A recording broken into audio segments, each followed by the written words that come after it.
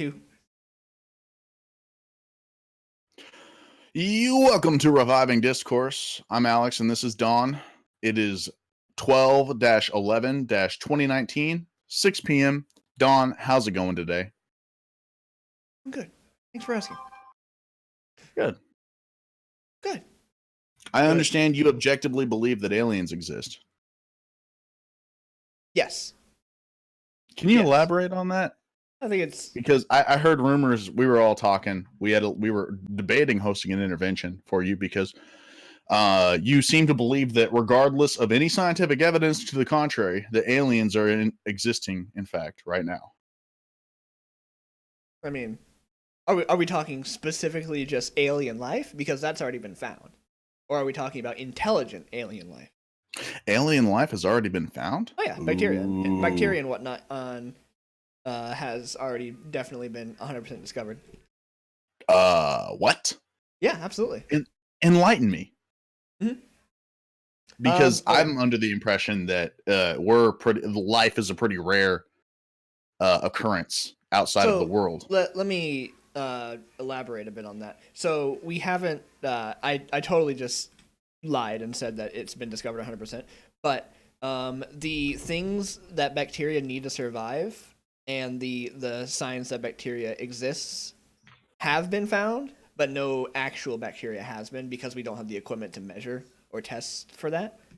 So we haven't been able to conclusively show that we have found it. However, everything for it to exist, we have found. That's interesting because I was under the impression they found some little crustacean shells on Mars or something. No. Just everything that a bacteria needs to exist exists on Mars. Okay. So we are in agreement that there's no scientific consensus that life exists right now. Yes. So what are you basing your argument on that it definitely exists? I think it's naive to think otherwise because the universe is a what? Infinite? Near infinite, vast of space and matter. So I think it's naive to think that we just happen to be the only place able to support life. Absolutely. Aren't there Earth-like planets that they're racking up a list of? Yeah, there's even planets that are more hospitable than Earth. Nice. Oh, I believe it now with global warming. Somebody else.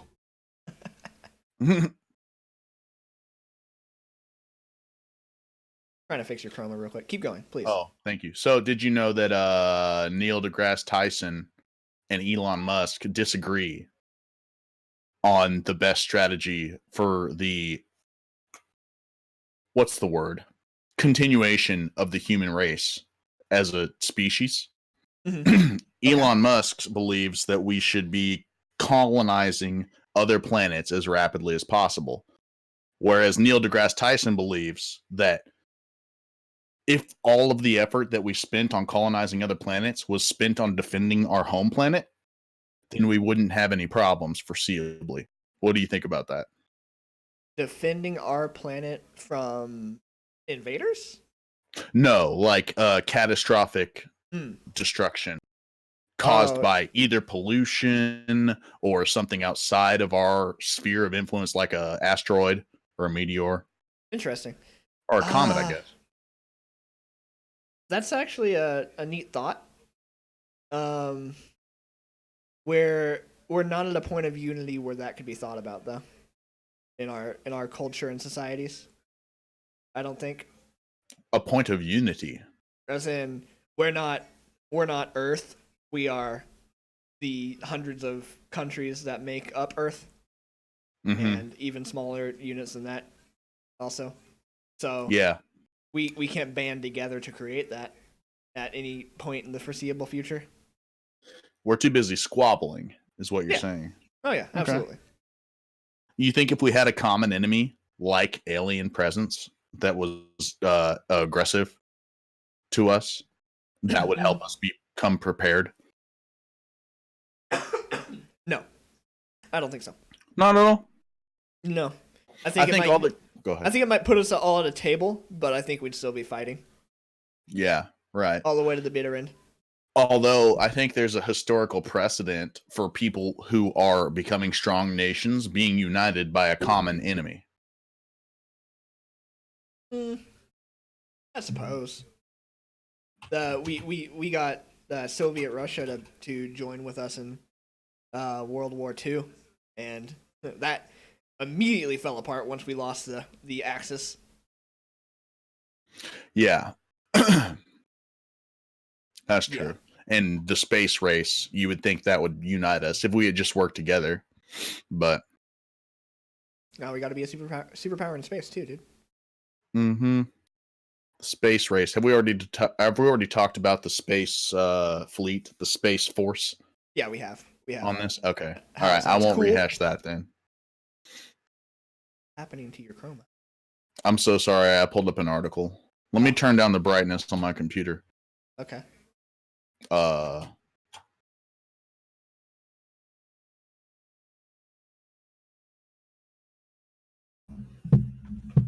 I think it's all right now.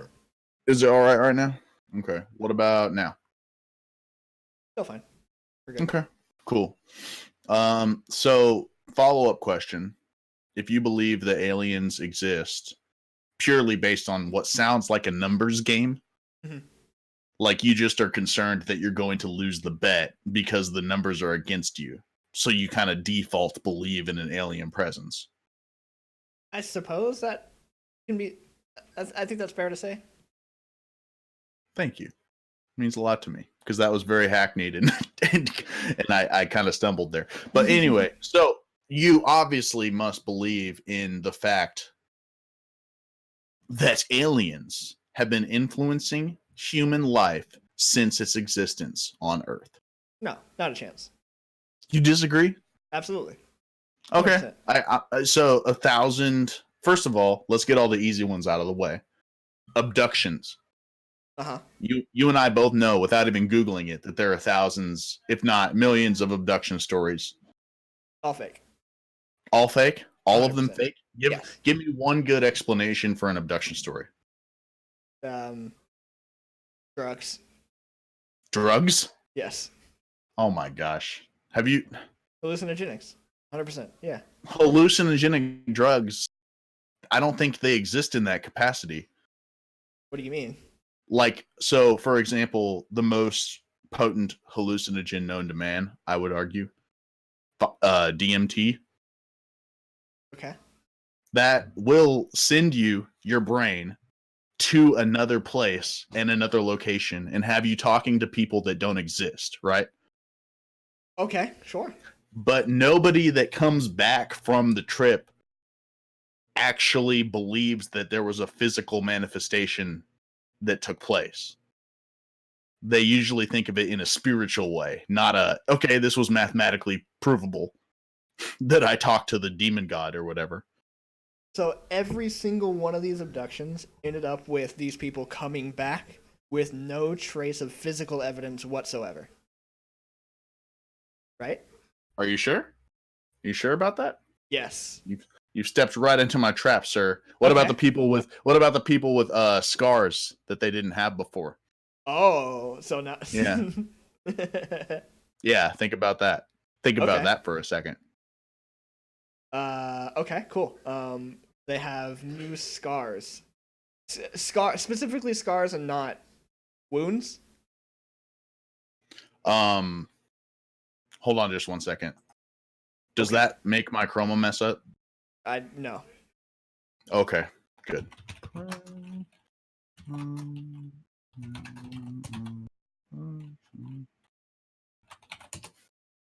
What about people that come back with knowledge of future events that they couldn't possibly have ascertained without some other force intervening to give them that information?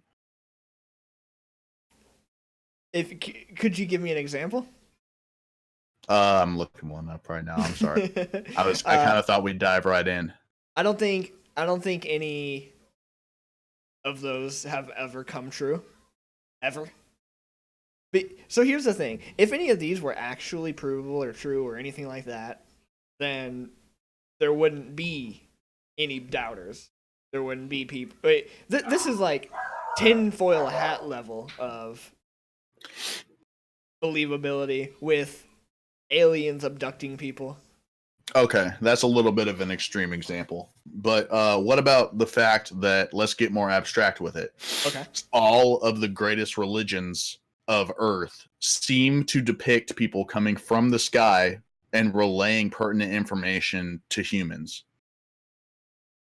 Hmm. There's only one other common trope that I can think of off the top of my head, and that's the flood that exists in every single known religion. Okay. So why are the two common things that happen are something that could very easily be explained? A flood happened in human history. A little bit right on the edge of where we had written documentation of things. So we have it as a legend, but not as a fact.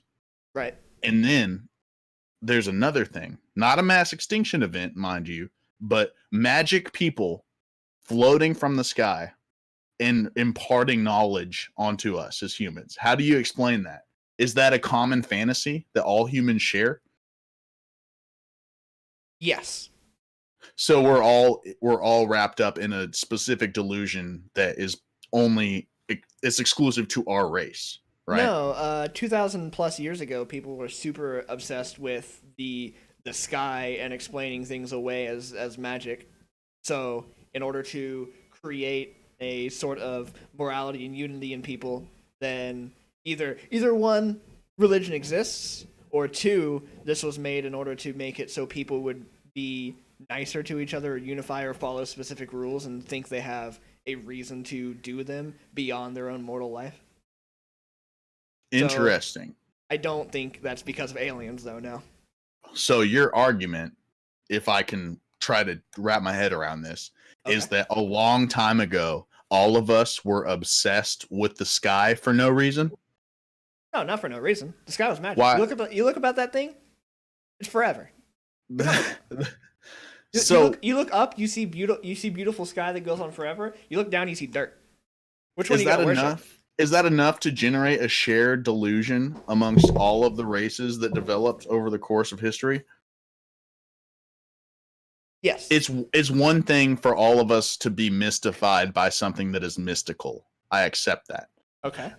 But down to minute details such as equipment around their head and what appears to be wings on their backs is unanimous across all the religions. How can you explain that without an actual presence of something? You're saying all religions. I'm assuming you mean Christianity, Judaism, and Buddhism?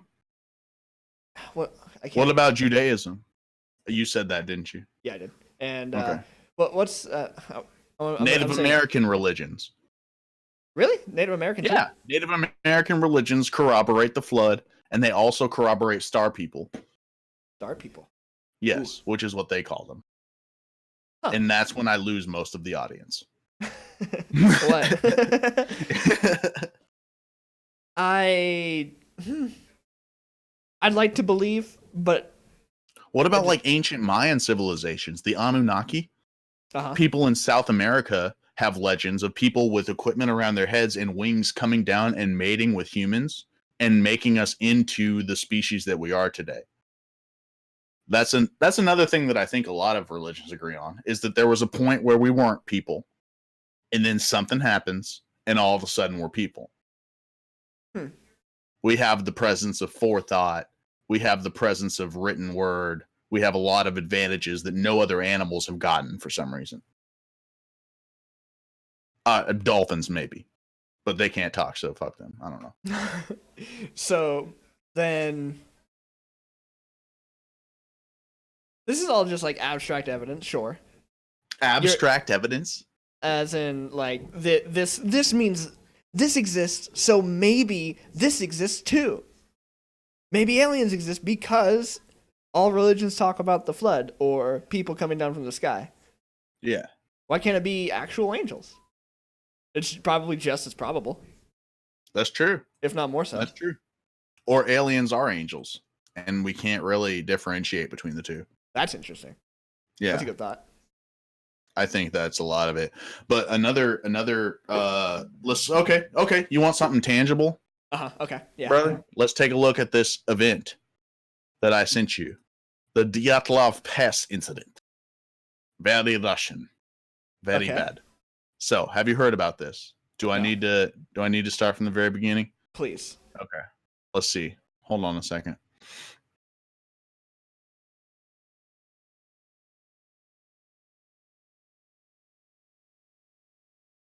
Oops. Sorry. Let's read here. So, the Dyatlov Pass incident was an event where 9 people died in the northern Ural Mountains between 1st and 2nd February 1959 in uncertain circumstances. Okay. Okay. There was a trekking group from an institute, from a college. They established a camp in this Dyatlov Pass. And during the night, something caused them to tear their way out of their tents and flee the campsite, inadequately dressed for the heavy snowfall and sub-zero temperatures. Mm-hmm. After their bodies were discovered, you would think it would be hypothermia, which killed them, right? Sure. So 6 of them did. 6 of them died from hypothermia, just like you would think. The Okay. other 3 victims showed signs of physical trauma. One victim had a fractured skull. 2 others had major chest fractures. They and what it means by major chest fractures, all of the bones in their inside were broken. Oh, interesting. Their breastplate, yeah, they were like shattered.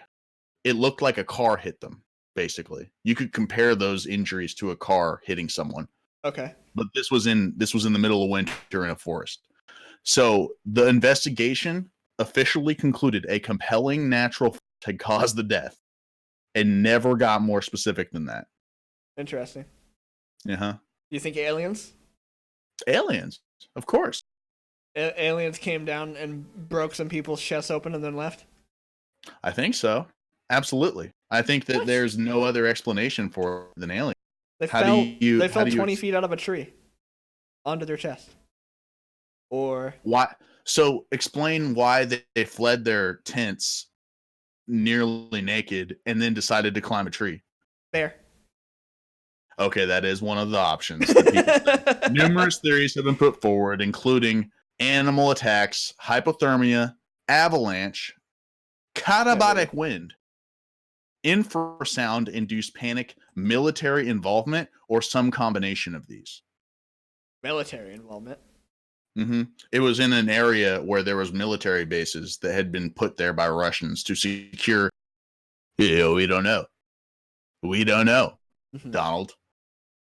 What did these people? What did these people stumble upon? Cold. What? Cold. They stumbled upon cold. Okay, hypothermia, to be fair, could explain why they ran out of their tents naked. When you have hypothermia, it's a common side effect that you think you're hot, right? Yes. Uh-huh. That can explain that. Getting hit by a semi in the middle of the forest is a little bit harder to explain, I would think. They were running from a bear. They climbed a tree and then they fell out of a tree and then landed on their chest. Bears can climb trees, Donald. Yeah, so they climbed the tree. The bear chased them, so they jumped.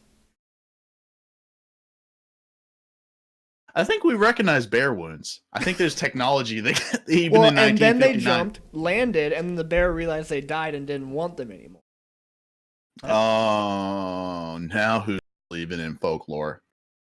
By the way, if you're listening to this, there's a couple things I want to clarify real quick. Okay. First of all, bears will eat carrion that's dead. Is that they true? Don't. They get a lot more excited by alive things, but they will definitely eat you if you play dead if they're just straight up hungry. First of all, second of all, gorillas can swim. Okay. Don't listen to anyone that tries to tell you different. I had a close personal friend of mine died thinking he could get away from a gorilla by swimming. Actually? No, that's not true. But that would have been a great story. I know, right? That would have been awesome. I used to know a gorilla. They shot him. A kid fell in with him. I don't think you knew that gorilla. I knew that gorilla. I knew him on a spiritual level. Explain that without aliens. Okay, you saw a meme on the internet after it happened. And I went, I'm smart. Yep, that's you.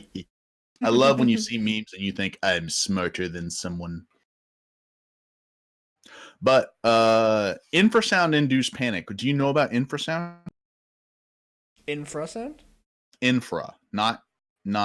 As in like lower hertz than our ears can recognize? Yeah. Your Yes. brain doesn't know that you're hearing a sound, but it's believed to be responsible for a lot of things like ghost sightings and Okay. haunted houses, Oh yeah, that's things interesting. like that. Yeah, this horrible feeling tends to overcome people. A sense of doom, visual and audio hallucinations can all be caused by infrasound. If this information is not completely out of date that I have. Hmm.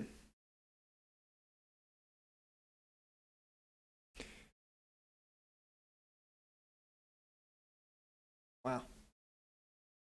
So, do you think that being praised, to totally change the subject, unless you wanted to continue on with that, Go ahead. It's fine. do you think that being praised for never missing a day in work is an achievement? Yeah, absolutely. As in just showing up to work every day, working your 40 hours a week consistently. You think that is an achievement? I think a lot of people struggle with it. I think more people struggle with it than we're willing to admit. And I think that more people get away with it than we're used to acknowledging. Just missing work? By what I mean, yeah, that's what I mean is that like there are people that are exemplary employees, they've had absences, but their excuse for social constructed reasons or spiritual reasons rings true to supervisors, and they look at that in a different light than they look at the other people. Do you know what I mean?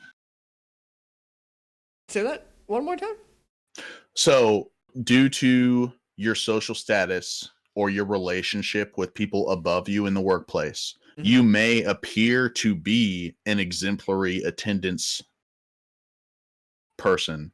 Okay. And in reality, you're struggling with all the same things like illness and child rearing and etc. car wrecks that cause you to miss time at work. You're just rising above them? You're all that you're well, no, that's what I'm saying is that these things, it would be almost statistically impossible for someone to just dodge all of the problems in life, right? Oh, yeah, sure. A lot more of a reasonable explanation is that these people have a relationship with their boss that makes their tardies reflect less on their permanent record, quote unquote. Don't you think? No. Uh, in everywhere I've worked with, you wouldn't be able to cover up an absence. It's like if you're not clocked in, you're not there, and anybody else in the workplace can see that easily. Right. So that wouldn't really stick, I don't think. Okay. So let's say that you're talking about statistically not missing work more, Yes, as in. only straight up numbers, Mhm. as Donald usually is, talking about just numbers. Um, I think that there is something to be said for people that feel bad and still go versus people that feel bad and are defeated. Like you can talk yourself out of a lot of problems that you think you have. A lot of your problems are only a mental faculty Mhm. that you have to struggle with and defeat in order to show up. Yeah, Like how absolutely. like there's a great story of this guy. I think he was a journalist. He wasn't anybody tough like Bruce Lee, but he was hanging out with Bruce Lee. And him and Bruce Lee were jogging. And he has to stop and he goes, "Bruce, I can't go anymore. I'm gonna die if I keep running." And Bruce Lee goes, "Then Then die." die. You It might as it well be dead. never Yeah. it never occurred to him that that would be a problem because Uh-huh. he's felt like he was gonna die before and never had. So that's another thing that I think about because I work exceptionally long. So do you. You actually taught me how to do that. And the main problem that people have is a psychological problem. Something in their brain tells them that 13 hours is longer than 8 hours in a way that you can't overcome, Mm-hmm. which is just not true. You're going to spend 13 hours no matter what. You're going to be alive for a lot more hours than that, and you're going to have to exist through them. So the implication that you can't exist for 4 more hours, like where does the cutoff start? Yeah. So in my opinion, it's more about you're selling your own time. So if you could definitely sell more time, but then your quality of life might go down, and that's not worth sacrificing. Um, Okay. but I think that people who I mean, it's kind of rare. Perfect attendance is rather rare in pretty much any place that you go to, right? So I think that it should be something that is congratulated because I don't think anybody is immune to being sick. I don't think anybody's immune to personal problems. However, people who have created systems for themselves in order to not miss work under any circumstance, I think that deserves to be praised. Like people come Oh, in and say yeah their car did 3 barrel rolls off the interstate, but they crawled out, called a cab, and made it to work on time. exactly. Uh Those people do deserve praise.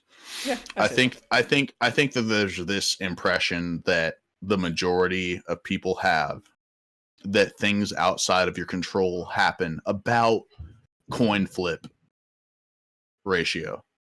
Like Mm. flip a coin. If heads, something out of your control happens, you have okay. There's a word for this. They taught us about this in education school when I Education was school. studying education. Yeah. Yeah. Okay. It's an external locus of control versus an internal locus of control. An I've never heard external about that. locus of control is when you have a belief in your head that you are not, in fact, piloting yourself, and things outside of your control decide what you can and cannot do. Okay. And you are unable to control all of the variables and factors in your life that contribute to success or failure. Sure. An internal locus of control is when you believe that you have control over your actions and events around you, and that you taking necessary precautions and doing things that would predicate problems in your future can get you out of them. And on paper, which just at first glance, which one do you think is the right one, quote unquote? Well, I'll throw a rebuttal at you. I think that yes, things can happen outside of your control. However, your ability to respond to those things is in your control. How you respond Yes, is in your control. that That's is how absolutely true. that is how you overcome things that you can't control. I could go to the extreme and say if this mountain is about to have an avalanche, then you should probably find a place that's not going to be in that place because you can't control the avalanche, but you can control where you're going to be. Right. Unless the avalanche sneaks up on you or something Sure. unforeseeable. But the point of that exercise that they were teaching us was that people that exactly like you thought, an internal locus of control is a healthy mindset to be in. Because Yes. then you know if you do your homework and you work hard at it, you'll get a better grade than if you didn't, right? Right. But let's extrapolate that external, or excuse me, let's extrapolate the internal locus of control all the way to its extreme. So Okay. we're perfectly comfortable saying that people with an external locus of control are deluded because they believe that they can't control anything around them, right? Yes. Well, So sort of. But you go on. so somebody with an internal locus of control is right-minded, right? They believe they can control events around. Sure. But if you actually think that that's the case, you are definitively mentally ill. If you believe that you can control events around you that happen just by the way that your brain thinks, then you're mentally ill. There's I no think way around it. you're going to the extreme. I think Exactly. But that people want to put the external locus of control people in the other extreme. So I'm trying to level the playing field. okay. LOCUS. I think okay, so there's sort of an in between, right? There's stuff you can control and stuff you can't, and a healthy person is somewhere in the middle of that. Is that what you're saying? Yeah, I don't think anybody is on sure. the far extreme. In any right-minded person is on the far extreme of either of those sides, right? That's true. But I think there's a lot more people in the world that are on these extremes and don't realize it. Maybe. Like the people who wear special underwear to win the Super Bowl. No, not that. That's I mean, superstition. That's different. well, But I mean, no, they're it's control. kind of Yeah, similar. they're controlling something. They're trying to control something that's nowhere near their control. Exactly. So, well, let's just talk about delusion in general, because Okay. I know a lot of people that fail because of themselves. And that Sure. sounds mean. That sounds mean, but there's no way around it. They have decided that events are going to conspire so that they can't win, because if they actually tried, that would their pride would be on the line. Their Okay. sense of self would be destroyed if they put out all that they could and weren't able to achieve their dreams. Yeah. So they take every single slight against them and kind of make a tally of all of the things that are standing in their way and use that as an excuse for why they don't achieve, instead of their own sense of self-worth or their own work ethic being the problem. It's these forces outside of themselves that are causing them to fail. Okay. Yeah. I know people like that. Sure. You do know people like that. So I do. let's talk about the other extreme that you think that people don't really exist in. Do you know anyone that lives in the other extreme where they Where have an internal locus of control? everything is their fault. Oh, that's a Yeah. good point. That's a Absolutely. good point. It doesn't have to be the other way. It could be either direction. They Yeah. could believe that they could have an internal locus of control and feel like a failure all the time Yeah. Absolutely. because of things that they can't control. Yeah. That goes on in Japan all the time. That's big in their culture. Jeez. About how if they're not able to do it, it's their own fault. They take responsibility for everything. You play any video games? No. No. Never. I'm Well, just kidding. there's Yes, all the time. I thought so. So I keep thinking of video games as a metaphor for this. Like, I've played a video game called League of Legends. What is that? League of Legends is basically it's like showing you that you're trash. Okay. It's like a mirror, but the mirror only shows trash. League know of that- Legends is MOBA. A MOBA. Yeah, I know what League of Legends is. So I recently watched a person who they had to play video games for I think it was either a week or a month for a science experiment, and they chose to play League of Legends. And they Ooh. never played before. And after the fact, he in an interview he said, "I have never been bullied so vigorously in my entire life. These people were said so many mean things because I wasn't playing well." Yep. And yeah, that's League of Legends. But That what was your is- point? Well, those people that are insulting this guy vehemently have an Oh. external locus of control. Yes, it's They it's think your that fault because that I lost. this guy, this guy is bad. It's not because of there's a internal locus of control that's actually healthy in that situation. If by healthy, quote unquote, you're defining that as winning games, which Sure. could be a parallel to achieving things in real life. Mhm. It's a stretch, but let's accept that that's true. So if we accept that this might be a 1-for-1 parallel, you have two different kinds of people in the world. There's the kind of person that sees a teammate mess up Mhm. and decides that they lost already because their Yes. teammate messed up, or there's a person that thinks, okay, my teammate is messing up. What do I do? Which is really important in League of Legends and in Yes. life, because the end result, whether or not your teammate is good or bad, is on you, Mhm. no matter what. Yeah. So if you see them start to fail and you don't hang out around their lane more, and you don't start pinging them back whenever they're about to jump into a thing that's going to get them killed again, Uh-huh. because you think they're not going to listen or you think that they're just stupid, then you are now responsible for their failures, which I think is a very Christian world. Interesting. Um, I have a you explained this pretty well, so now I understand what kind of person I am. I am entirely internal.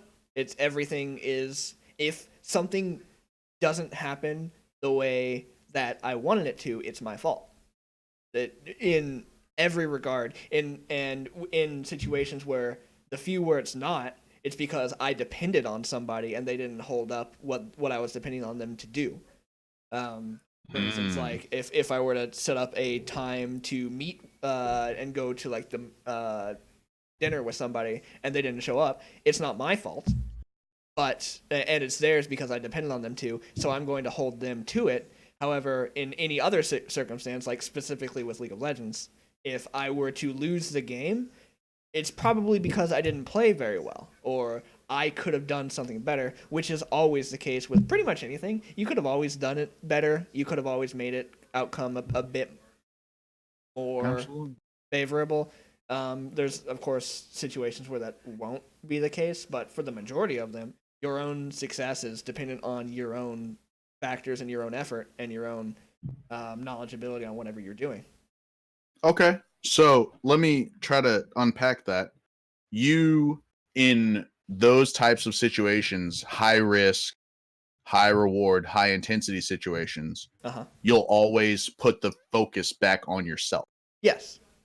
And whenever there's I don't know another way to put it, a social situation, you will immediately blame the other person. No, not when it's social. When it's specifically when they need to do something that they said they're going to do and then they don't, then it's their fault. How do you square that with your other personality that dominates your success cortex in your brain? Because if these people are not showing up to your dinner, how is that not with your internal locus of control? Specifically because I can't control what they do. Because you can't control your teammates in League. Well, exactly. I hold the people around me to the same standard I hold myself to. So if they're not taking responsibility for themselves, then they're not doing everything they can to be the best person that they can be. You hold everyone to the same standards that you hold yourself? Yeah, absolutely. How do you square that with your other side of your personality when you're playing League of Legends? You're saying that it's their fault because you hold them to the same standards you hold yourself. If they lose their lane, it's their fault. If I lose my game, it's my fault. Just because they lost doesn't mean I can't pick up their slack. You're talking about micro versus macro. Sure, I suppose. So how do you explain that variable doesn't apply to people that you've invited to dinner? Then at that point, the only variable that I could have changed is I just don't invite them to begin with. At that point, I would say it's my fault for inviting you. So okay. So in your brain, the only thing that you can do to make someone come to your event is invite them. I guess I could remind them about it. You can remind them about it. What about making your event better? Making what? What about making your event better? What about making your event more appealing? What about making yourself more accessible to communication? Aren't those all things that you could do if you have this internal locus of control like you're positing? Sure, but then why wouldn't you think to yourself, next time I'm going to plan a dinner with piñatas and rodeos? Hold that thought. We got Super Meat Boy in the chat. What's up, Piston Jack? Super Meat Boy? Yeah, you see that little icon? That's from Super Meat Boy. Oh, cool. The blood trail emote. Piston Jack, what's up, buddy? What's up, man? I know that guy. He's a cool guy. So all of that still depends on this person putting forward their own effort to show up. No matter what I do, it still hinges on them. I can increase the odds all I want, but it's still up to them should they go, unless I physically force them to. Now, wait a minute. Okay. This sounds a little bit contrary to the other half of your brain that's playing League of Legends. So let's say, for example, that you are in the bot lane as a support, which basically in League of Legends terms means that you are making it possible for this person to achieve. Okay. Okay? So let's say that this person fails you as a support. No, let's not say it that way. Let's say that you guys lose lane. And there are times that you have actually set it up so they could succeed and they didn't act on it. Mm-hmm. 2 or 3 times, let's say. There's been 2 or 3 times when you softball pitch them to knock it out of the park and they don't even swing at it. Oh, I see. So, like, So, if I were to walk into their lane and try to get the enemy laner for them, but I need their help to do it, but they don't help. Okay. Yeah, Go so on. they drop the ball. How are you improving at League of Legends? That is interesting. So yeah, I suppose that you've convinced me to realize that I am less all the way to the extreme than I thought I was. Where in that situation, I would say, "Whoa, why didn't you help? This is you. This is your fault." Exactly. You would You're help. going to immediately start just typing because they aren't holding up their end, just like with your dinner plans. Okay, yeah, you got me. Well, while I'm on a roll with getting you here, do you think of yourself as an emotional person? No. Not at all. I mean, sure, but lesser so than most people. You think you're less emotional than most people. You voiced this to me before. Yes. So explain what emotional people do again. We've already talked about it on the podcast, but people with that same divide that you have in your brain for external and internal locus, there are people with a divide in their brain between emotion and what's on the other side. Logic. What's another word for logic? It's close to that. You need a better word than that because that would blank. just be a buzzword. Yeah. Emotional versus logical. Emotional versus logical. That is the division in your brain. I think so. Yeah. Okay. Yeah. Reason is the word. It's reason. Reason. So Reason the versus opposite of emotion is reason. Yes. So that would mean reason is objectively good. We accept that.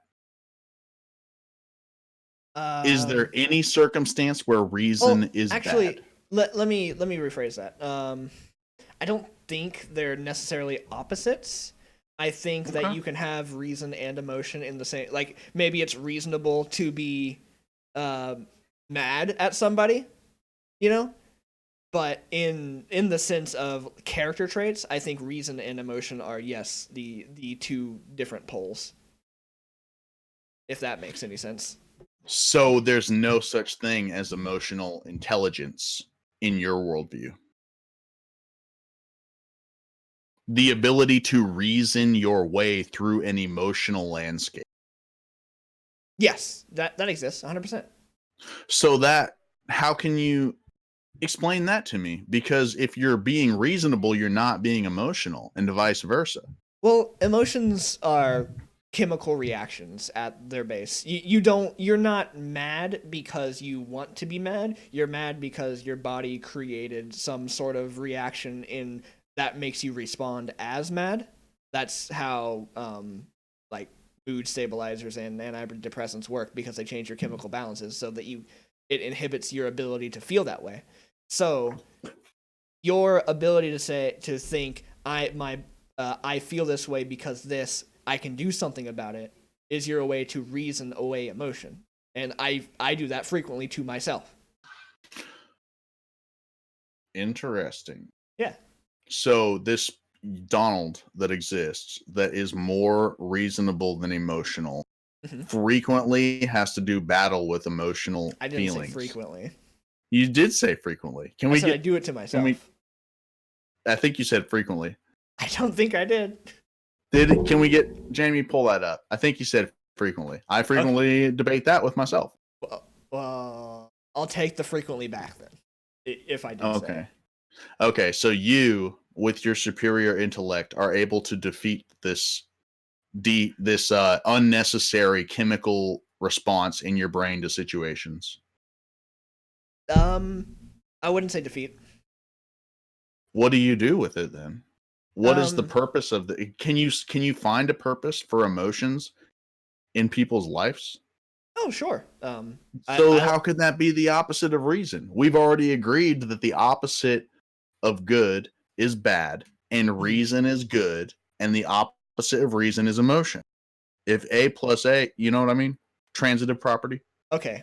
Then let me give you an example. If you would say someone is being overly emotional, could that same person also be reasonable at the same time? Overly, okay, let me ask your question. Let me answer your question with another question. Okay. Someone is being overly emotional. Can someone be overly reasonable? Yes. How do you figure? Have you ever seen The Big Bang Theory? I've never, but um, Yeah, the everyone's like, you should watch that show. the I don't know. I think he's the main character, Sheldon. He is completely void of emotion, at least externally. That's the character he's supposed to be. He's 100% reason, and that makes him come off as awkward and asociable, insociable. But that is a flaw in Yes. people's perception of him, is what you're saying. Not necessarily. He's unable to emote outwards because of his own mental disability. Okay. Okay. So this guy in your argument Mhm. is making all of his deductions based on something completely separated from emotion. Yes. Just like how you make most of your deductions separated from emotion. I try to for the most part. I mean, but I'm a human being, so I'm not going to be able to. So you do have emotions. Yes, I try to be primarily reasonable, Do you and have less emotions? Or are you better at dealing with them? I'm better at dealing with them. So you have the same emotions as all your other human patriots, No, and I yet, do okay, not. you do The not. So you um see people in the world have emotions that you would never have. yes. Yes, absolutely. Are you sure? Uh-huh. 100%. Are you Well, I sure? mean, I see people have them regularly and then I do not have them regularly. Give an example or two. I was a part of a person's life who had severe anger issues to the point where they would get just so mad they would break things or hit things or hit creatures or people, and I would never go that far ever. However, I will say there was one point in time when I was a teenager. I was on medication that raised my blood pressure, and I went to gym class. And I really wanted to hurt people because I was in hypertension, and I was just very very angry that I had to remove myself from a situation so I didn't actually hurt anybody. So I Okay. mean, but then that goes back to the chemical emotions are chemical. So So if you were prompted with a situation that gave you emotional, let's call them realizations or epiphanies, that you need to attack or hurt someone else physically, mhm. you would believe that that was an error based on your monkey brain that you're trying to defeat. Yes. Okay, so let's go through American, not even American, let's go through human history Okay. and look at all of the people that made a choice based on emotion to try to change the course of history. Are you saying that these people are less capable than you are? No, actually, the opposite. I would say that emotion carries significantly more weight on a broader scale. Um, like uh, any leader gets people feeling things in order to change their mind. They don't get them thinking about things. Nobody's thinking about how to um what is it? They people want to help people in need because they're emotional, not because they're having significant rational thought. And let me elaborate on that because that sounds really bad. Um, Yeah. the so you feel bad when you see a commercial of a, let's say, who's the one woman who does the SPCA commercials? Hi, I'm Sarah McLaughlin. Yes, Sarah McLaughlin. So those commercials are built specifically to make you feel sad and want to help them because you feel sad, not necessarily because you're thinking about the analytics about how many animals are being mistreated or left or forgotten, etc., and so forth. Can So I go can ahead. I jump in right there before I forget my point? Uh huh. You are under the impression that the point of these SPCA commercials is to trick people into thinking that they need to help animals in need. Not, I wouldn't say trick because the feelings that these people are feeling are real. They're not. Genuine. Yes, they're genuine feelings. They're not lying to these people. They're giving them straight facts. They might be magnifying them in order So to bring them to the so front. so with what you know about evolution and human history, this instinctual emotional knee-jerk reaction to try to help things that are small and in need is just completely unnecessary. No. There's Um, no logical component to it though. Is that what you're saying? there's no reasonable proponent to it. There is logic behind it. Yes. Logic versus reason. Let's delve Yes. into that now. Maybe it's a good idea to be mad at the person who's attacking your family. Maybe it's not reasonable to get your blood pressure up and you drop everything you're holding and then just start wailing on them without reason. This is actually I think it's a Mike Tyson quote. He doesn't go in mad at the person. He's actually very calm while he's fighting. Mhm. He's instead thinking about what to do next, when to block, when to hit, etc. He's not angry. Oh, I'm gonna go in and I'm gonna kill him because I'm so mad. He's more analytical. So while maybe if he wasn't a professionally trained athlete and going for precision strikes, instead, if he didn't have that training, it probably would be better for him to get mad and then just start wailing on the person. However, he has to suppress that anger in order to be a better fighter. So in certain situations, if he didn't have training, maybe that adrenaline and that free um, wailing about would be more advantageous. Okay. So let's go back to video games for another example. Okay. Have you ever played old school RuneScape? What? So in old school RuneScape, there's a set of equipment called Darox, Okay. which the effect of, if you are familiar with HP and damage, the less HP you have, the more damage that your attack is going to do. Okay. Let's try to put that into a real life situation and explain away your inability to cope with emotions. What is there never a logical reason to utilize emotions to your advantage? What I mean is, a logical person is going to see that their HP is low,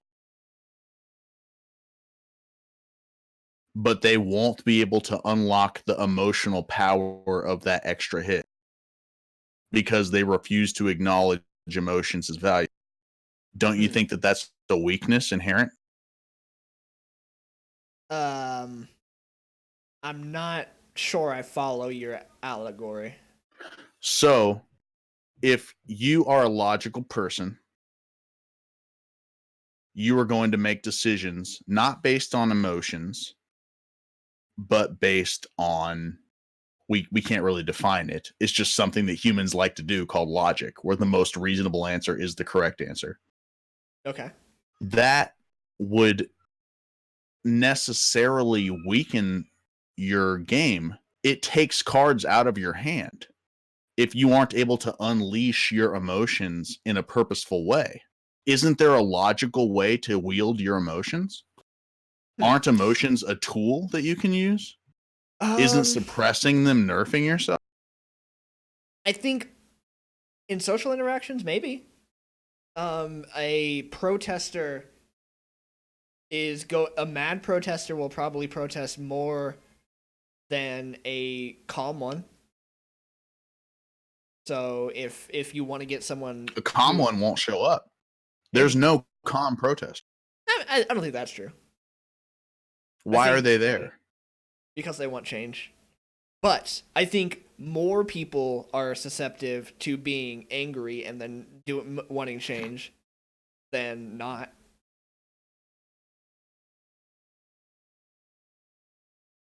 So, what's the last time you were so angry that you almost lost control and had an emotion? And had an emotion. I don't know. I haven't felt anything in so long. Uh, Yeah, so this is where the healing starts. I think you're actually trying to say, when's the last time I let my emotions get the best of me? Ooh, okay. Yeah, that's kind of It's pretty sure. recent. Um, I won't go into details because it's sort of embarrassing, Don't. but it was pretty recent. Like certain things that were out of my control, and I got super frustrated, but uh, I handled it by myself. So, when things outside of your control were making you less successful and less happy and less where you wanted to be in your life, you Okay. had this chemical reaction in your brain called emotion Uh huh. that gave you a heightened sense of reality that made your reaction to things around you more Hmm. extreme, that made your fight or flight response go off, that gave you an elevated heart rate Hmm. and gave you like maybe sweaty hands. I don't know. These things that happen, as opposed to thinking that that is a purposeful thing that evolution has given you to use as a tool. You choose to believe that suppressing that and overcoming it are the only ways to behave. Is that accurate, or am I off base? In most aspects of my life, yes. So you find through your personal experience that in most aspects of your life, if you just quash that stuff, you're Hmm. better off The majority of them, yes. the Yes, I will say that. majority of the time. So is there a slim chance that you're missing out on something that is necessarily human because you default to quashing these feelings? Well, on the flip side, there's some times where I get into something, an art piece, a song, a TV show. I get into it so much that I obsess with it, and I get like overjoyed with it, and I feel that emotion. And then, but it's only temporary, right? That wears off, and after a while, it's just a regular thing like anything else. After the fact, I really miss those things. I wish I could elongate that particular emotion for longer because that's an emotion that I enjoy experiencing. So I suppose it would be more I would have to pick and choose which emotions are important because I mean that emotion in particular is important to me. It's not important to bettering myself as a person or society or anything. So it's not valuable outside of my own head, Mm-hmm. if that answers your question. No, I think I kind of get what you're saying. So the value you are spending, okay, let's think about it this way. How much energy that you have a finite amount of are you spending combating this thing that you call emotions because you believe they're unnecessary? Like making myself not mad at somebody? Aren't you trying to make yourself not mad? Yes. Okay. So that takes effort, which expends your pool of energy that you I assume you have as a human. Do you have are you just infinite energy? Yeah, I'm a robot. Kind of feels like that I charge sometimes. myself But like a Roomba. yeah. Hey, Roombas are great. Yes, they are. It's the most I've never valuable. seen one, Yeah. but I'm sure they're great. Oh man. You got to come over and see my Roomba. Here, let me flip this on you. Oh, we have a little bit of a Hello. vouch. You can I can vouch. vouch. Hi. Wait. That's That's That's uh, that is someone who knows you pretty well. you can say it. You can say their name. Tivoli. Is No, Tivoli on one? no it's not. Oh, I'm sorry, Tivoli. I meant to say Tivoli. So Tivoli, you hang out with Don a lot, and his reaction to most situations is that he tries to quash the emotional response right away because he assumes that it's unnecessary. And then he makes a cool, calculated advance in whatever direction his brain has deemed most important. Yeah, Is that right? she does Yep. that. Okay. She doesn't So, appreciate it sometimes. She doesn't. Wait. Hold on. Let me. Wait a minute. What are you? You mean to tell me that having an explicit. Hold on. You mean to tell me that having an explicitly logical response to every situation that you face as a person is not the best case scenario all the time, no matter what?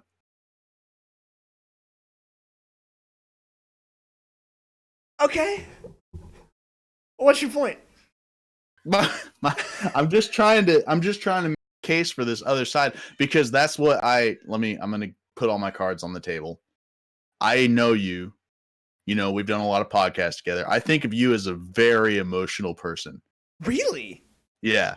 Why? And I remember the time that you told me I Wait, don't deal you with any totally cut out. Say emotions. that again. The time I told you I what? remember the first time that you told me I am completely opposite of emotion. I do not deal with emotions. I calculate it out of my day every time. I was just Oh, like so flabbergasted that I just walked away and I was like laughing about it because I've seen you become emotional about things and it's fueled some of the greatest moments in your character history since I've known you. interacting with you.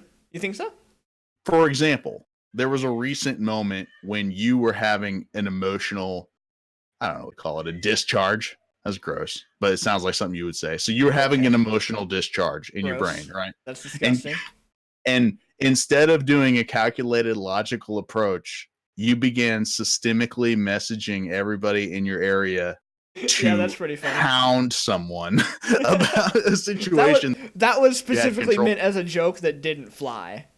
Oh, okay. Yeah, that Yeah, it was I supposed to understand be that. haha funny, but it ended up not being, so I regretted Well, it. well, sometimes I try to make a joke that's haha funny, but there's a grain of truth in it. Is there Uh, not a chance that that could have been what was? no, I was trying to Yeah. make I was trying to use my own ability to make myself feel better by making a joke out of it, but it didn't resonate with the people I was joking with. I think it did, except for one person. Yeah. Yeah. Um. Well, you're pretty obstinate on this So course of discussion. so why do you think that I'm a more emotional person? How have I come off that way to you? That's interesting to me. So let me start with you're my friend. Roast me. I can take it. Fine. So you were trying to organize. I know this sounds like we made this up beforehand. He was literally trying to organize a dinner party event. Uh-huh. And his strategy, your strategy for organizing this dinner party event was Uh-oh. to show people how emotionally devastated you would be if they didn't show up. You use your emotions as a tool to try to get people to go to the event. But wait. Is Oh. that am I Oh. way off? No, I used it on you because I knew you couldn't go. Wait, That no, you were doing it to other people too. I saw you and I pointed, you remember when we had that discussion at mm-mm. work? I was like, so your strategy to get people to go to the thing is to take away every other option except to hurt your feelings. That sounds Let like me something you would let, say. let me explain. Let me explain. Okay. So, say for example, you invite this person A to your event, and they say, "Oh no, I have event number 2. I have to go to event number 2. I'm sorry." And Uh-huh. then you run into event number 2, If they're not there. lay a bunch of stink bombs, Oh, okay. and then Cool. flee. and you go, oh my gosh, it's been canceled because of acts of domestic terrorism. What reason do you have to not go now? You are putting them in a position where their only option is to hurt your feelings or go. Oh, I see. Okay, I You're totally see what you're saying wielding now. your emotions as a tool, which is Yes. something Okay. an emotional, non-logical person would do. It's not very You, logical, is it? I see where you're going.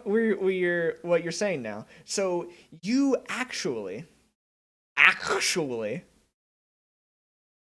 perceived what I was saying as something else. So you remember when I said that I hold everybody to the same standard as I hold myself to? You remember that? Yeah. Okay. Go ahead. Go ahead. Okay, so my own you know, like the golden rule in Christianity, treat others how you would want to be treated. Actually, that's a myth. It's not Christianity, I know. But, Yeah, it's not Christianity, but I hear what you're saying. Go ahead. So the anything that I do to somebody else, I am in the understanding that I would also approve of them reciprocating it to me in the same situation or circumstance. So when I was saying to you, if I say something like, "Hey, can you go?" and you say, "No, I have this thing," and I say, "What if we do this?" And I'm not saying your thing is less important. I'm saying if you don't want to go, let me know so I don't try to remedy the situation. I'm being completely analytical here. I'm saying It's funny. It's funny how you didn't say any of that though. because, like I said, I'm holding whoever I'm talking to the same standard as I hold myself. So I didn't think that I needed to explain that. Right, However, I was because wrong you are omnipotent. You are a demigod above all others in my in, own in your own brain. brain. So you Sure. assume that when other people are telling you reasons they can't go to a thing, that they are also demigods and that And they are moving their chess pieces, pawns around the board in a calculated way to avoid interacting with you and making you happy. So you go, well played, sir. Let me now distribute this attack over here with your cold, cruel logic. And no, it's if someone says, "Hey," or if I say, "Hey, can you come to this thing?" and you're like, and then you say, "No, I can't, because no, I'm sorry, my I have to babysitter. I have to go eat a donut at that time." I say, "Well, why can't you just get the donut and then come afterwards?" And you say, "Oh, man, I just don't want to go." Yeah, I'd say, "Okay." but they can't say that to you though, I disagree. They can say that to me, absolutely. For instance, because you are devoid of emotions. if I asked someone if I could be included in something, and they say, maybe, yeah, sure, maybe, I would hate that answer. I would rather them tell me no than say maybe That's true. in every situation.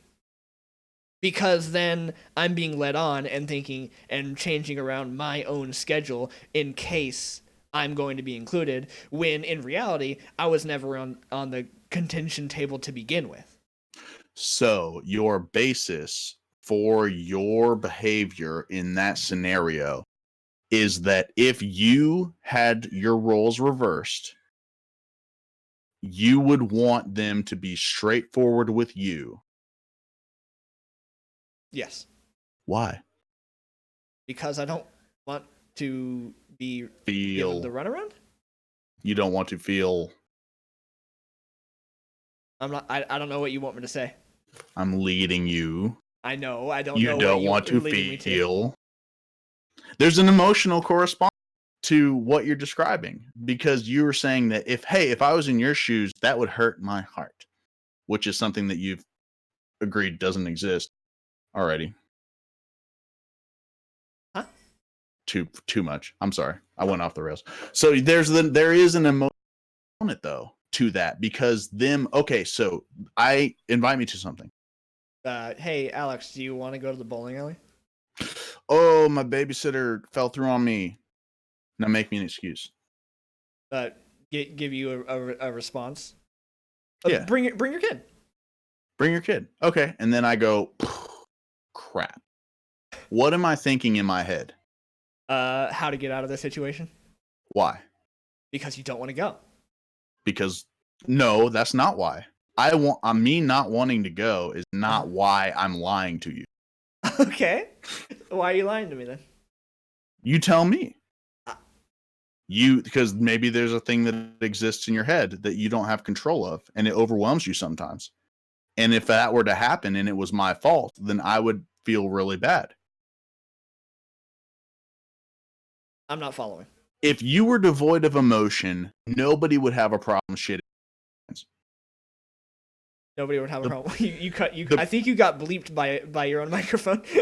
Nice. That's awesome.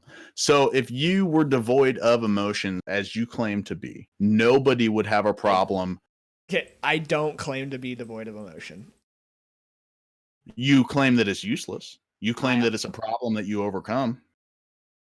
As I said before, a significant amount of certain types of emotion, yes.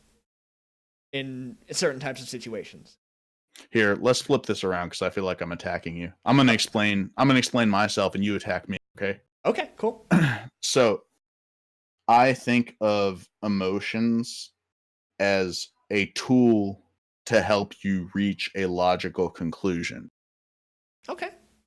I think of emotions as like a really hot fire that burns away residue that's unnecessary and only what is necessary, Okay. like a forge. So this white hot passion that exists in everybody, as opposed to trying to quash it, I try to ride through it and see what's left over after it's all been said and done. Could you give me an example? Okay. So, for example, you remember when we missed an episode of the podcast? Yes. I had a feeling that the podcast was important to me. Okay. I had the feeling as well that if we missed a single episode, it might detrimentally damage our momentum.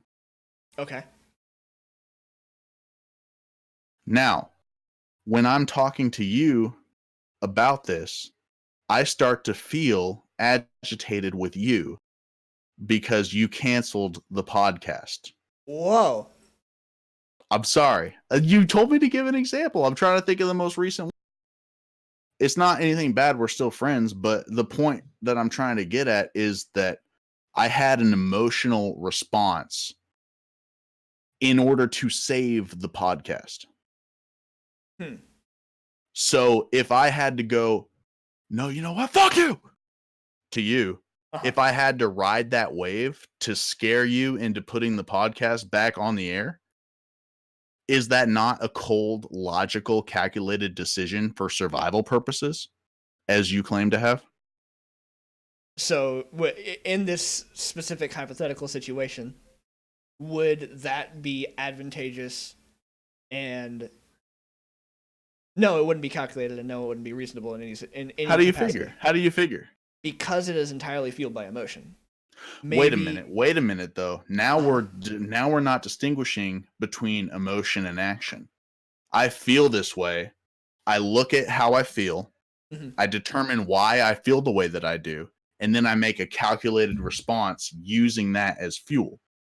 How is that not reasonable? Because I don't think a reasonable person would ever have that specific response in any capacity, because there's no logical reason to have a conversation with somebody while also raising your voice while not being fueled by emotion, unless you're like trying to talk over somebody who's interrupting you, maybe. But okay, what if they physically can't hear you? yeah, that's what I'm saying. And if they physically can't hear you, then sure. However, if you're just yelling in order to scare someone, or specifically because you're mad, what if there's no reasoning behind it? What if them being scared is necessary to them hearing you? What if you can't have one without the other? then you're calculating that they need to. Their response would be better if you were. If If you showed a couple cards, right? If yes, you showed a couple things that are happening in your brain. Because if you don't show emotions, they don't exist except to you. right. That's why humans developed a tears response or a blushing response or things like that that have been evolutionarily proven to make you more successful.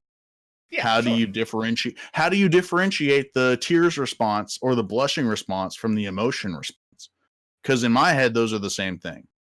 Well, let me give you an example. So let's say in those Sarah McLachlan commercials, and she actually just hypothetically, this never happened, but she just starts crying in one of them. And then the director says cut, and she says, how to do? Is this good? Did I do good? With she was outwardly showing emotion in that situation without actually feeling those emotions herself. So she's trying to give everybody else the idea that she's really feeling that emotion in order to get a better reaction. So if you were not feeling the way you were feeling, and that but you were pretending to so other people thought you were, that would be based off of cold calculation and reason, but not emotion. So that would be when you would be being reasonable, however taking into consideration that other people may not be. Are you following? Now, wait a minute. Okay. Now I'm confused because you're saying that, sure, if I was only faking that emotion to elicit a response that I wanted, that would be the only logical way that that could exist. So you don't think in this hypothetical situation, you don't think that afterwards you would say, you know what, maybe I was mean. So you cut out. I'm so sorry. You don't think that maybe afterwards you would think, you know, maybe I was being mean or maybe I was being too hard afterwards. Because later you think about it, you become more reasonable because you're not mad anymore. Would And a you reasonable wait a minute? How can a reasonable person determine that they were too harsh or that they were too mean? That seems like an emotional calculation well, that's what to I'm, me. in your situation where you yelled at me or whatever. Hmm. Would you think that after the fact, maybe you were mean? Well, if I was calculating it, I would know before the fact that it was mean, even though I have this bubbling surge of emotion that's telling me to do this. Mm-hmm. I would stop it. I would think about the repercussions of all my actions, and then I would unleash. But there's some people who can't, who lack the capability to stop themselves from giving the emoting outwards like that. And there's people like Sheldon that lack the ability to stop reasoning Yeah. outwards. Oh, absolutely. So they're both seem to be, according to what you just said, equal conduits of human knowledge. Yes. They're comparable. Okay. So why are you quashing one half of the yin yang that makes you you every time it pops up? Is my question. Why are you running away from emotions and battling them instead of using them as a tool? For Okay. Yeah. example, say bad emotions are your teammate on League. I Are could you I could gonna actually give you some pretty good examples. let's do Uh, it. Let me okay. hear that. So let's say you're mad, right? You're mad for a reason, which may be advantageous to stay mad. However, this specific example is you're mad at your 2-year-old because they threw their toy. So when you're mad, it's easy to take it out on something near you. It would be bad if you took it out on your kid physically, right? It might be good for the kid if they saw that you were emoting, that you were mad, and they did something wrong. That might be a learning point for the child. However, for you to not inhibit yourself in that situation and just let your full anger go out on this toddler, that's a bad thing. So, in quashing your emotion in this situation is advantageous. I can go even further. So let's say you're terrified while you're on an airplane. There's no advantageous scenario where being scared on a plane will help you land in any situation. Ever. Well, wait a minute. That doesn't make sense. Okay. I'm going to go back to the first thing you said, but just to completely destroy that plane thing, for Okay. example, what if there's bad guys on the plane? And If there's the bad guys air on the plane? marshal's fight or flight response never goes off. And he just goes, "Dude, well, it's not helping me land. Well, Might as well sit still. you, though. I'm Watch talking this play about out." in this situation, you are a passenger on the plane, and you weren't allowed to bring your tactical assault water bottle with you because TSA took it. So you have no reason. You have no advantageous. You have no advantage to be scared on a plane. What if the scared person is the one that realizes that they turn to their back at the right time because they're on a thin wire? They're all jazzed up on emotion as a tool. So, Okay, I will go ahead and say in a very incredibly minutely small situation, it might be advantageous. Yes. Okay. Sure. let's go back to your first example then. Sure. Okay, So, cool. my son walks up while I'm playing video games And and turns off your computer. slaps my keyboard and makes me die, and I Uh-huh. watch him die. I have an emotional response that has nothing to do with tutoring him. Uh-huh. It has nothing to do with making him better as a person. It's only me being upset that I lost something I thought I deserved. Okay. Right? Okay. So I look at that emotion. What would be a proper response in that situation, according to your logical conclusions? The only proper response in that situation is to not is to actually emote to in order to help the child, and then be a good parent and explain to them in a way that they can understand that that's not something they should ever do again forever for the rest of their life, or else there'll be greater consequences. In my opinion, that's what I would do. Here's my problem with. Okay, go ahead. My ability to do that as a human being would probably be significantly inhibited by the amount of anger I feel towards this 2-year-old right now. You think that the anger is going to inhibit your ability to reason? Yes. Yes. Right? Would it not? I would disagree. I would think that you would go ahead and have that feeling. Like you're under this impression that feelings are an indefatigable enemy that are out there to destroy you and to make you make worse decisions. No. They're out there to make me make different decisions. So let's try to put that example into a different that you're talking about. My son wanders up to an outlet and he starts putting his fingers into the outlet. Uh-huh. And my fear of him touching an outlet makes me pick him up and wallop him as hard as I can. Just smack him on the tush as hard as possible, repeatedly, until he's screaming. Okay. This is getting dark. Well, no, let's think about this. So, what are the logical consequences of me slapping the crap out of him? He's emotionally damaged forever, right? Right. He doesn't trust his dad anymore. What are the logical consequences of putting your fingers in an outlet? Death. You don't exist anymore. Mm-hmm. So I am watching this emotion happen, making a calculated decision based on what the consequences would be, and then making an informed decision because of my emotions, not in spite of them.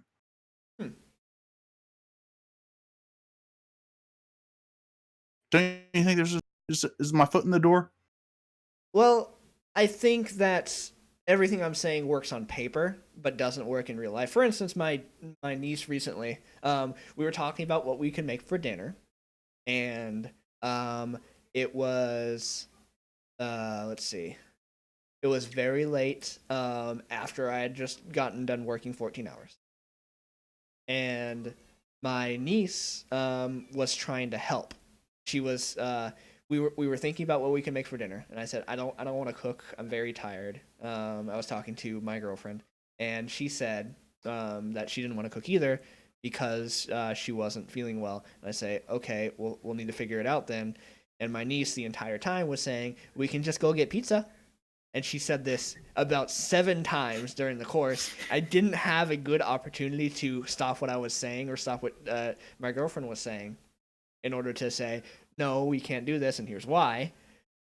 So on the 7th time she said this, I said, thank you for helping, but we can't right now. And I said it snappy, and I regretted it immediately after I did it.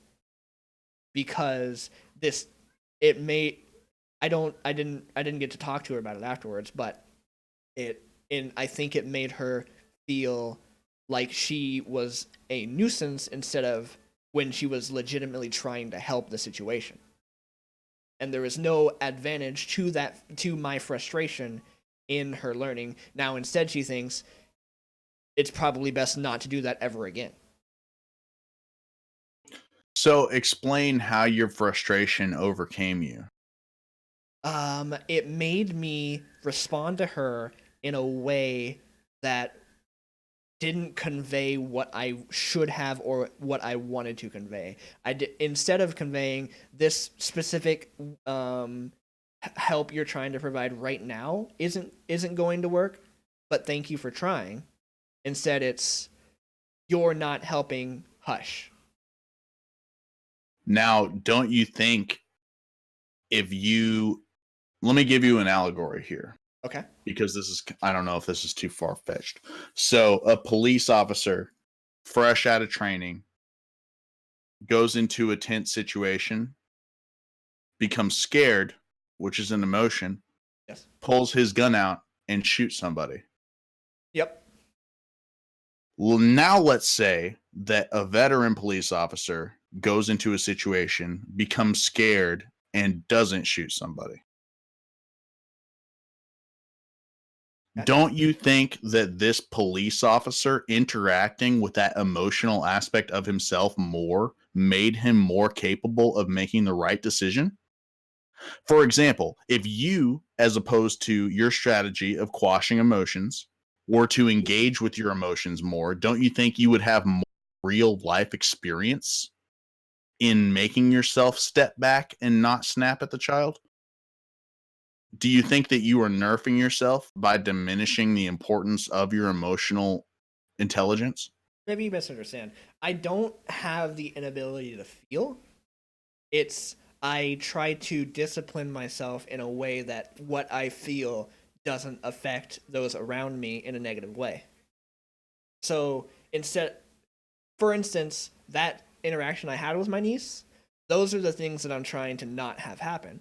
The frustration that I feel isn't what I'm trying to have go away. It's the reaction to my frustration is what I'm trying to have go away. Does that make more sense?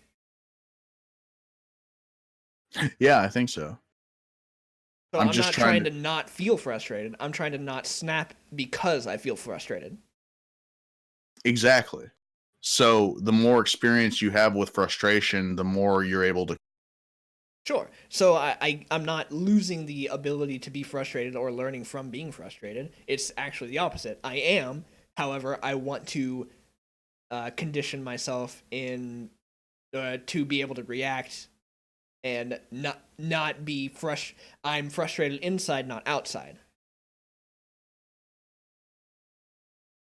So being frustrated inside has value. I wouldn't say it has value. I would say it's more unavoidable in my situation, in my It's person. it's just a completely unnecessary stumbling block. It's not unnecessary. It's more of okay. I see what you're saying. It's more of a hurdle in that specific situation that I have to get myself over So because this I don't want my niece to think I'm frustrated with her. I want her to think that she is trying to help, but what she's the way she's helping right now isn't going to work. is that not a self-defeating argument? Wouldn't you, as a logical calculator, want her to know what emotions you're eliciting? wouldn't you expect her to grow given the information that you are frustrated with her behavior? No, because she wasn't doing anything wrong. Her saying we can go get pizza 7 times, thinking that I didn't hear her, isn't wrong. Because maybe next time I will legitimately not hear her, but she'll say, "Hey, can we go get pizza?" And then I don't respond because I didn't hear her, and then she'll think back to that time and think, "Last time I did this, it made him frustrated, so I'm going to walk away now." Hmm. Hmm. So you're pretty disenfranchised with the value The value of what? You totally cut out. emotion. Am I? Do I not think? No, I said this numerous times on this episode that emotion is significantly valuable in certain situations. So you think that all of the people that are having an emotional response that is not valuable are in the wrong? If they are hurting other people, yes. If they're snapping and hurting other people, you think that they have failed at recognizing the value of emotion. I'll have to say no. I don't think they have failed because that is a very vague question. If I think that someone is beating their elderly grandmother because they got mad at her for breaking or stepping on their toy, yes, I think they failed because they let their anger get the best of them and they turn into a terrible person. But if someone is angry because their child is about to kill themselves by jumping off of a bridge because they're not watching where they're walking, then yes, that's a definitely perfect, good position to use your anger and instill this in the person they're trying to teach. So your stance, just to make sure I'm not overstepping, Uh huh. is that there is a reason for emotion, but by and large, most humans are feeling emotions and reacting inappropriately because they don't know how to control the emotions. I wouldn't say by and large, or most people. No. Everyone but you. I also wouldn't say everyone but me. All right, fine. What are you saying then? Okay. What are you I'm saying? I'm saying that there are people who use their emotions in a way that affects other people negatively. If you would think of anybody who is, let's say, this was pretty popular TV trope back in the 50s and before, where the woman of the house would be. Oh, actually, this was actually like 90s, I think. You know, Malcolm in the Middle. The Hmm. mother would be completely unreasonable, and they would have to tiptoe around her. Yeah. So that is a situation where this mother is letting her emotions affect the other people around them negatively to no positive gain to anybody. She is a someone who is unstable and making other people inhibit themselves in order to not set her off. I'm saying there are people Exactly. like that who exist. So, in my allegory of the well trained policeman versus the not well trained policeman, she would be the not well trained policeman. She's wielding this weapon, this tool called emotion incorrectly. Yes, sure, I'd say so. Now, do you think that she could improve the way that she handles that tool by using it more with practice? You mean like with therapy? No, I'm talking about like this emotion pops up and she actually interacts with it as opposed to quashing it or trying to defeat it. So she could, let's say, she gets mad whenever somebody accidentally pulls out a chair and it makes a loud noise on the kitchen floor. How would she use that anger positively in the situation?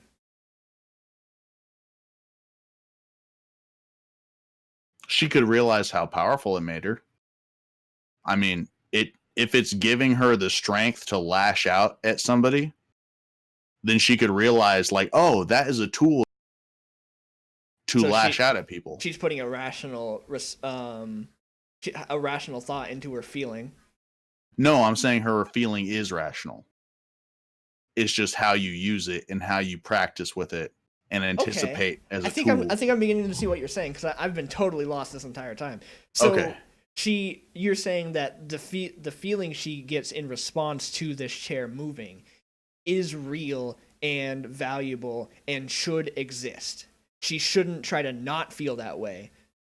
Is am I You should try not to feel that way. You specifically. what do you mean? I was just being silly. I'm sorry. Yes, I agree with you. Go ahead. So, how does that mean the way she's reacting outwardly to other people is correct? Well, let me put it this way, because I think this will be the hardest for you. You are a gun rights activist. Sure. Yes. You believe that Activist is a strong people, word. well, you believe that people should be able to own firearms. I am for gun rights, yes, but I am not active in pursuing that. I would be if it was dire Okay. enough, but go on. Okay. So let's say that there are people that are using guns in response to situations and stimuli that they run into in their real life. Would you rather have a person who is well trained and has interacted with guns frequently in that situation, or would you rather have a person that has never interacted with a gun before in that situation? I think you're still fixated on thinking that there's people who have never had who quench their emotional responses. When I tried to explain it, that it's not that I don't have them, or it's not that I'm putting them away. It's that I'm trying to make my outward response different. So the people that you're referring to, the people who are more trained, have trained themselves to change their outward response. They still feel that way. Maybe it'll be a bit duller because they're used to it, but they still have the same feelings. So, with that said, what's your point? My point being that my belief in this matter is that you see emotions as purely weakness. I do not. You do not. Okay, so when can you explain a valuable time to be To a valuable time to be emotional, no, to be angry specifically? to be I think that's angry. the toughest one. Yeah. Specifically when you're trying to emotion is outward emotion is not for you, it's for the people around you. So if you want other people to think you are angry, then it is okay to be angry in those situations. If you want your kid to think that you're mad at them because they were running with scissors, that's okay. If you want people to think you're mad at them because they stood you up on a date, then that's okay. If So you you go ahead. I was just going to give another example, but go on. So you believe that people are using to manipulate others. Manipulate is a strong word. To let people understand the way something affects you or them is what I To would what say. ends? To what ends though? To to If it's not to change their behavior, then what? It's like any other form of communication. I'm telling you, I'm giving you a sentence of words, because I want you to understand the way I'm thinking. If I want you to understand the way I'm feeling, I would be yelling at you. If I was mad, I'm not mad. That's interesting. So, what about the emotional response that is valuable that doesn't impact the way that anyone else around you interacts with you? So I don't think that exists. You don't I think don't. so? No, that'd be like saying So, if someone, there's a sentence that you could say and then it wouldn't make people hear it. right. So, the sentence that I'm describing is let's go all the way extreme. Murder, for example. Okay. So somebody breaks into my house and I see them hurting my family. Uh huh. I I'm not going to show them that I'm angry.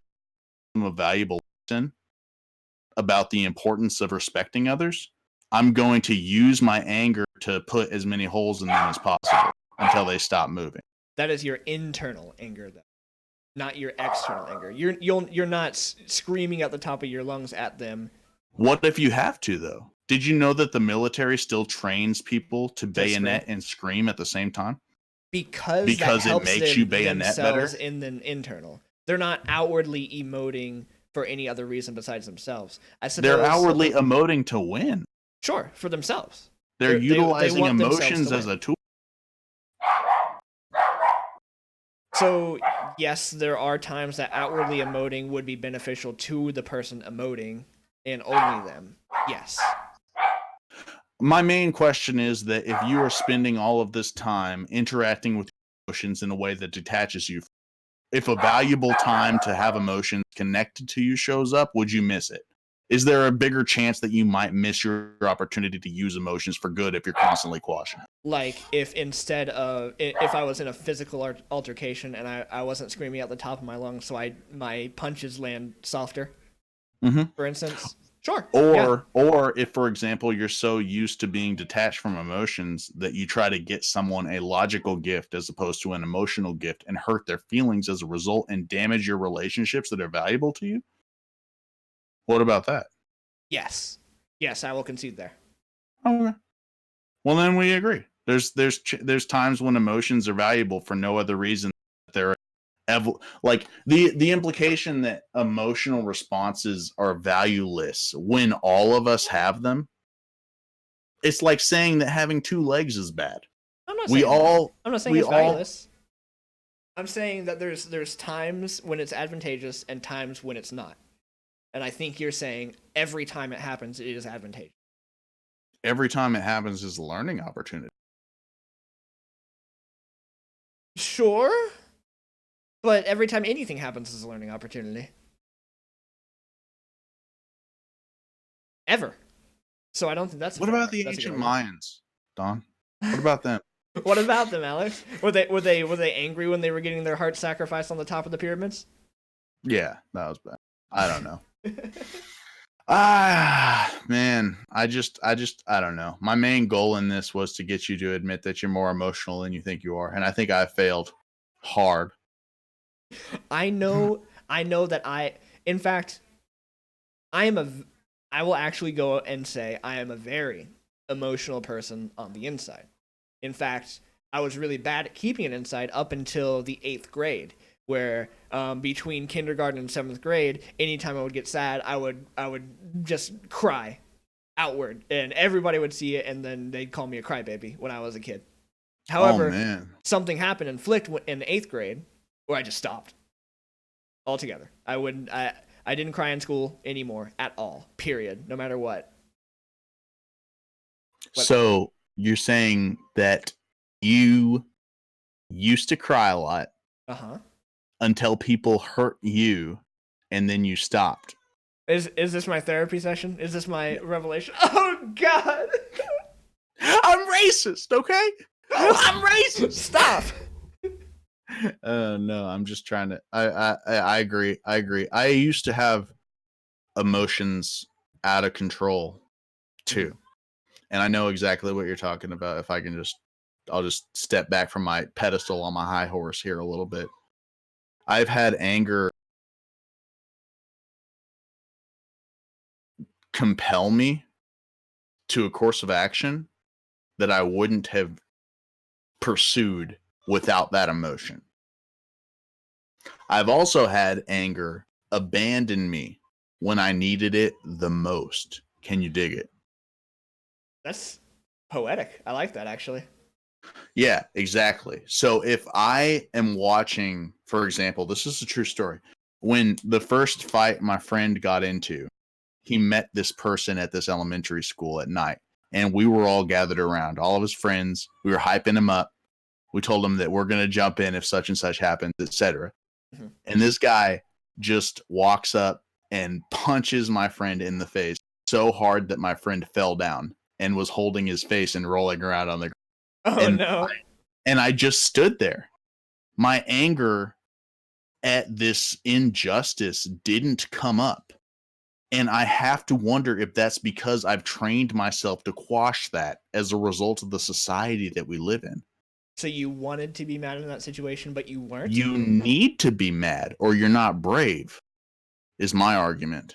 Interesting. There's no cold, calculated brave guy. Huh.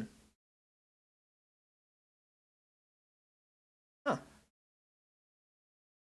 can think of a few story characters that are. Yeah, like Mike Tyson. I just thought of that when you said that. He's brave as heck and he's just thinking about it. But he's practiced though. He's spent months of years of hours just preparing himself to think instead of react. We don't all have that luxury. We aren't all Mike Tyson.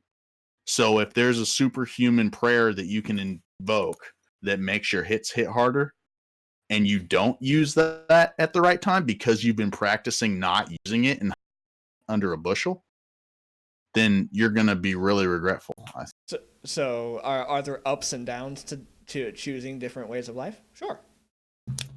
Are there negative sides to anything? Absolutely.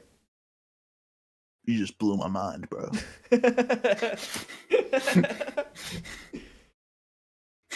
Wow. Wait a minute. Everyone sees colors different than me. Whoa, dude. That was a pretty deep dive that we did. Yeah, that was. I'm glad. Into our own feelings. I don't know. I'm sure next episode you'll be able to roast me about my things and. Well, I felt like you were really passionate about this subject. Really passionate. How dare you? I know very little about your past because I don't want to delve into it because if you don't want to talk about it, I don't want to make you, because I feel like that would elicit an emotional response in you that would reflect bad on me and our relationship. Okay, so that's not very logical. Well, I think it is because I'm being logical about your emotions. Right? I'm thinking that it might make you mad or it might make you think less of me. So there's this fundamental separation between me and you where you can handle yourself, but I can't. No, it's where I would be bad at communicating to you. So you would think I'm being rude or mean or unthoughtful. However, I'm not trying to be, but I'm not good at communicating that to you. But if you believed that we existed on the same plane and that I'm a calculating and logical person as well, that would be a non-issue, would it not? No, because if you were also bad at communicating that to me, then I might get a bad response to the way you're saying it. It's what we call in this society a misunderstanding. So that's hard to wrap my head around. Can you say that one more time? Okay. So let's say I walked up to you and said, "Hey, are you stupid?" That you can't think of any way where I would mean that in a non-negative way. However, I actually just fumbled over my words and meant to say, "Hey, are you feeling like I'm stupid?" But I accidentally cut out a few words because I am stupid and I messed up. But you would immediately take that and say, "Whoa, why are you just attacking me for no reason?" Right? But I have had experience in my life where I've had people walk up to me and insult me, and people walk up and fumble their words enough to the point where I won't just lash out at you and strike you in the face. You are the type of person. You are the type of person who, if you think something, you don't talk about it until later. So I have to be sure that I think. Well, I have to be sure that I feel. But I could say something to you, and then you say, "Haha, yeah," and then 2 weeks later you say, "Hey, when you said this, what do you mean by it? Because I've been thinking you mean that you hate me and want to murder me." And I'm like, "No, no, I didn't mean that at all. And so I want to avoid that as much as possible because I'm bad at communicating. So don't you think letting a little bit more of your emotions out might help you be better at? yes, there's one of the downsides. Yeah, there's downsides. I mean, at least we can both admit that there's downsides to the way that both of us go. Oh yeah, there's no perfect way to do it. There's no perfect way in most anything, except for machinery. Yeah, my main goal in life is to identify people that are hurting people and don't care. Ooh. Because then you get a free pass to hit them as hard as you want. if I say, wait a minute, that hurt that person, and you go, yeah, I love it, then you can just smoke them, and it's fine. That's fine. If you find an actual bad guy, it's like, hallelujah. But what if they're a bad guy because they're being abused and they're actually needing desperate help in order to stop this vicious cycle? Then I better be thankful that I've been trained in emotions so that I can help them, and as opposed to quashing them my whole life. Because how are you going to understand where this person who's a lunatic, according to your logic, is coming from unless you've been there? Yeah, I think. Yeah. Did I do it? Okay. Did I do it? I'm just kidding. Oh. Any more anecdotes real quick before we go?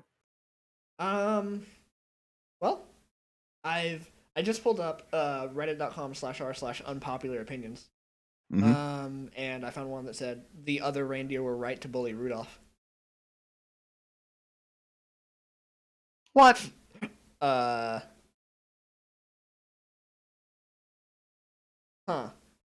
First of all, Oh, okay.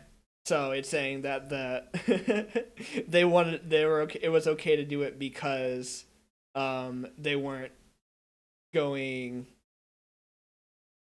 Oh, Rudolph was being too sensitive, I guess. I don't know. Huh, interesting. I don't feel like delving into this one random person's thought process without taking time to analyze it. But yeah. Huh. Well, I'm just looking at all of these. Grab a good one. Big Bang Theory isn't that bad. What? It is bad. It perpetuates. Were we talking about this off camera? About the Big Bang Theory guy Sheldon? No, it was. Or was that? It was like an hour ago. Oh, okay, good. So everyone knows that what we're talking about when we talk about Sheldon.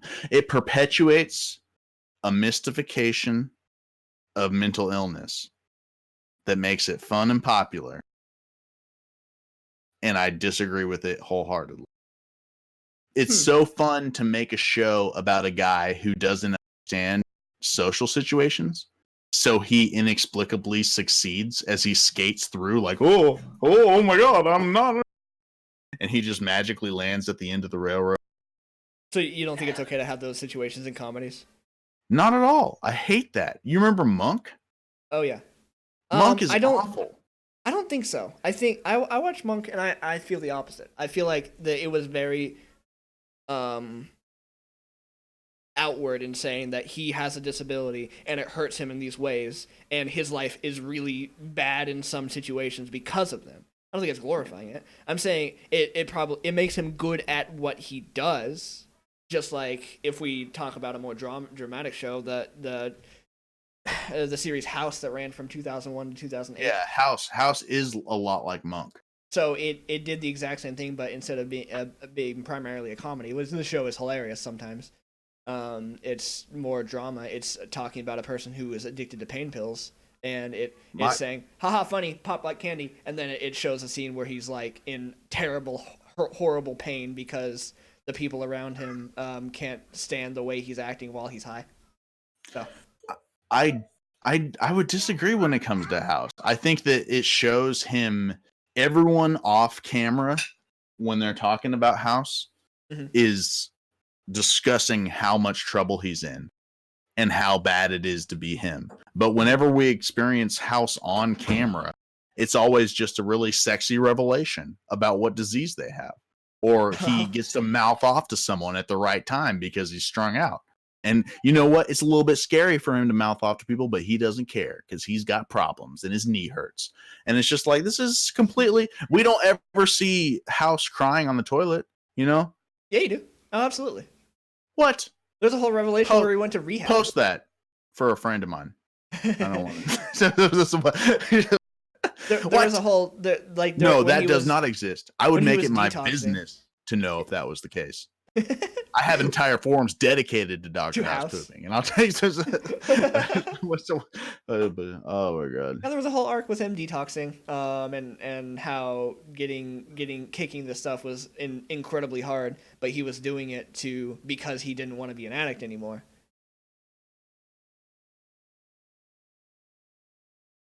Yeah, it happened.